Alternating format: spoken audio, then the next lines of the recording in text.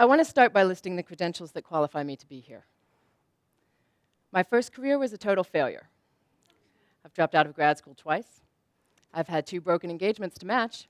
And of religious conversions, I have had a whopping 4.5. Most people see these numbers and think, but the reality is, more and more people these days are turning out like me. According to a 2006 poll by the Pew Research Center, over 60% of American workers have switched careers, and over half of those have switched more than once. A 2004 Chicago Tribune article reported that about half of doctoral students drop out of school. Statistics on broken engagements are mighty hard to come by, but we all know the rate of divorce these days. And in 2009, the Pew Forum on Religion and Public Life reported that a majority of Americans have switched careers, of Americans have changed their religious affiliation, and many of them have changed it multiple times. Why? I think it's because our society has forgotten the age-old art of discernment. We seek, and we're very good at that, but we've never learned how to find. We haven't found ourselves, our callings, or our happiness. So today, I'm going to give you 4 clear, concrete, active steps that you can take to discern your true path in life. The path that will make you happy and fulfilled, the one that will give genuine purpose and meaning to your life. This is relevant to everyone, but I'm going to address my students, because if anyone is struggling to figure out what they're supposed to do with their lives, to figure out what will make them truly happy, it's them. And as far as I'm seeing in the classroom, they're really struggling. But most of you are probably saying to yourselves right now, I really hope they're not her 4 steps for discerning the right path in life. Of course not. I am anything but qualified to guide people on this subject.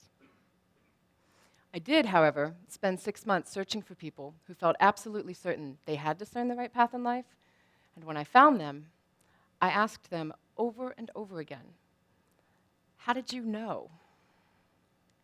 That was a real crisis for me. How do I know? You just know. Suddenly there was this certainty. No, I didn't need to go to college, and yes, I was called right now. I knew I was where I was supposed to be. How did you know that? I just knew it. It's a conviction more than a feeling. I just knew I had to go. I can't explain that. It wasn't that I figured it out or had pros and cons. And it will be just something inside of you that you just know. And I can't put that in words. That's not very helpful, is it? But they're right. When you figure out what you're called to do in life, you just know. The difficulty these days is getting yourself to the point where that's even possible, because this isn't the usual kind of knowing. Normally, we know things because we heard them somewhere credible, or we figured them out by a process of logical deduction or inferred them from scientific evidence. The evidence for what you're called to can seem pretty weak by rigorous empirical standards. And when you've grown up in a culture that glorifies those standards, that prioritizes this kind of knowledge over this kind of knowledge, it can be near impossible to give subjective, intuitive, personal evidence the credence it deserves. In discernment, that's the only evidence you're going to get. Deep, deep inside you, you'll just know. How does that become possible? Step 1. Have quiet. That was huge, is putting quiet in my life, because before I cared, radio was always on. Noise, noise, noise, noise, noise. Quiet time. You can't do without that. When you do hear it, don't ignore it. Listen, keep listening. I couldn't really hear that the way I was living. Today there are so many distractions for the youth. Take time for silence. You know, I was afraid to listen. And I did. I listened to music 24/7. People must not underestimate the value of intense silence. Most of us are perpetually distracted by music, TV, internet, friends, family, school, work. Even when we could be silent and still, we fill up the silence because we're not used to it. It feels empty, boring, maybe even unsettling. But if you give the silence time, with self-knowledge. And when that starts to happen, when you get that first inkling of who you really want to be and what you really should be doing, this is often the first reaction. Fright. Absolute. Scared. And I was like shocked. Like I said, I felt sick. It was a terrifying thing. I was trying to run away. I thought, that's not cool. No way. There was fear there. Maybe none, no. Like, so the fear was like, yeah, I hope not. I was running away from it. I was rationalizing because something deep within me knew I was lying to myself. As much as I thought I was supposed to do it, I didn't want to do it. Let me tell you a little bit about nuns. Most of them take 3 vows: poverty, chastity, and obedience. Some of them take a 4th vow of enclosure, which means they enter one building and they never leave it again. It's understandable why they might freak out the first time nunhood crosses their minds. But why do people freak out when they suddenly realize they're not called to a cubicle? I think most of my students are in college because their parents want them to be there. And their parents want them to be there because they want them to get good jobs. And they want them to get good jobs so they'll be financially secure. And that's it. That is all that's left of the American dream. A buffer in the bank account, a good insurance policy, a 401k, and enough left over to send your kids to college too, so the whole cycle can repeat itself into eternity, or until the economy collapses. I don't mean to sound like the harbinger of doom here, but most of my students are not happy. And I am not the first person to notice this. Nor am I the first person to notice that success is not the key to happiness. These guys actually think happiness is the key to success. So nuns aren't terribly concerned with success as we think of it, but they are surprisingly happy. Even though they give up money and all personal possessions, sex, marriage, and children, their own free will to decide their courses of action, and for some of them, their freedom of movement. If they can find happiness without all of that, what is it for any of us to trade a McMansion for a modest 4-bedroom home, or a Mercedes for a Volvo, if that's what's going to make us truly happy? Step 2. The issue would not go away. It just kept popping up. I couldn't ignore it. The ideas did not go away. They kept coming and coming and coming. I didn't have any peace. Persistent. It's this nagging thing that I had to check out because it wouldn't go away, bugging me. I was restless. I was like, I need to do something about this because it's haunting me almost, you know? And it wouldn't leave me. And I kept thinking about it and pondering it and thinking about it. And then it just kept getting stronger and haunting me. I don't know what I'm supposed to do. It just keeps coming back. I don't know where to go and what to turn to.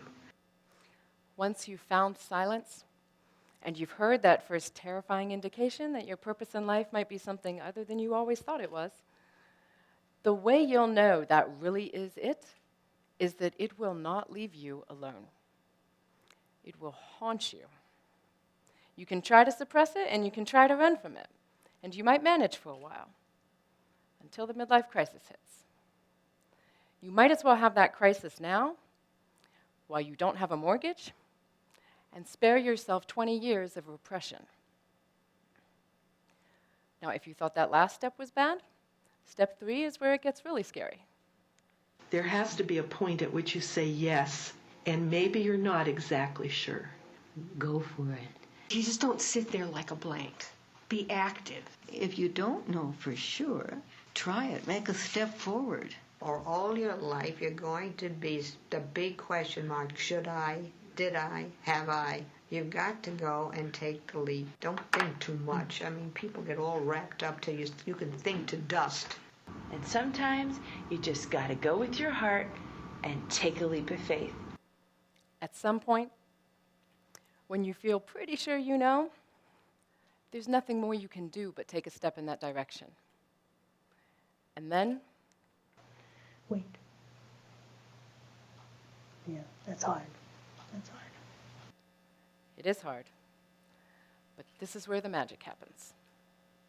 Eventually, if you're still keeping quiet and listening very closely, really paying attention to what's going on inside you, you'll notice something. Oh, just peace washed over me. Peace. More peaceful. The peace then prevails. I felt peaceful. The peace. But there's such a peace You're a happy nun, aren't you? And I go, well, I have joy, yeah. I never knew like that this amount of joy was available. More joyful. It was so deep, this joy and this peace. Increasing peace and joy.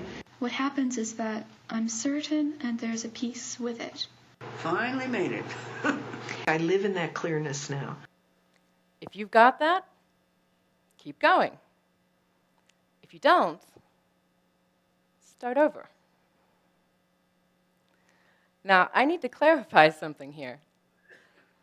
You can't wrench God out of the vocation story of a nun. But that's exactly what I've done in order to make this advice more widely applicable to people who may not believe in God. So if you do believe in God, wonderful. You probably don't have any trouble accepting that he'll lead you just the way he led these sisters. But if you don't believe in God, then you don't believe God led these sisters any more than you believe he'll lead you. In which case, whatever it is these sisters experienced as they discerned their vocation, call it purely psychological or neurochemical, whatever you want, the process is still the same for most of us. It's different in important ways according to our individual differences, but it's very similar in its basic psychological and emotional trajectory. That trajectory is as follows. First, true discernment begins in silence, never in an unholy din of iPods, TV, and chatter. Second, fright and flight are typical first responses to discernment progress. Just remember, as you're going through them, that they are signs of progress. Third, the only way out of the haunted house your head will become is to accept what the voices are saying to you and leap. And fourth, peace, joy, and clarity, which, after 36 hours of asking about it, I finally realized are what people actually mean when they say they just knew. Those are the results of successful discernment. Corresponding to that trajectory are the 4 steps I advise you, my students, to undertake very seriously, beginning right now. 1, tune out the noise. 2, get honest with yourself. 3, accept who you're meant to be and be that. And 4, be at peace. These 4 pieces of advice are all I have to offer you. Most of the work and all of the agonizing internal struggle, that's all you. The good news is, this isn't the kind of knowledge you need experts or scientists or teachers to help you figure out. You can know it all on your own. You have to know it all on your own. But I feel pretty certain many of you already do, whether you're conscious of it yet or not, or whether you're admitting it to yourselves yet or not. And if you ever do need a little extra advice, there is one more thing you can do. Befriend some nuns. It really helps.